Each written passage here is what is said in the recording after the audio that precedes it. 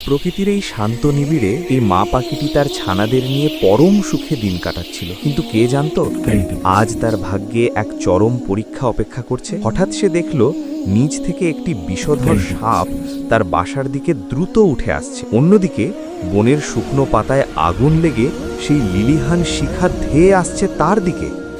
আর উপরে তাকাতেই দেখল একটি ক্ষুধার্ত বাজ পাখি তার সন্তানদের শিকার করার জন্য চক্কর দিচ্ছে। আজ তার পালানোর কোনো পথ নেই। একা হলে মা পাখিটি উড়ে নিজের প্রাণে বাঁচাতে পারত, কিন্তু সে তার অবুঝ সন্তানদের বিপদে ফেলে যেতে পারত না। সে শুধু আকাশের দিকে তাকিয়ে মনে মনে বলল, হে আল্লাহ, আজ তুমি ছাড়া আমাদের বাঁচানোর আর কেউ নেই। আমি শুধু তোমার ওপরই ভরসা করলাম। আর ঠিক তখনই ঘটল সেই অলৌকিক ঘটনা। আল্লাহর হুকুমে হঠাৎ আকাশ কালো হয়ে মেঘ জমল। প্রচণ্ড এক বজ্রপাতের শব্দে সাপটি ভয় পেয়ে নিচে পড়ে গেল। তখনই শুরু হলো মুষলধারে বৃষ্টি, যা বনের আগুন মুহূর্তেই নিভিয়ে দিল।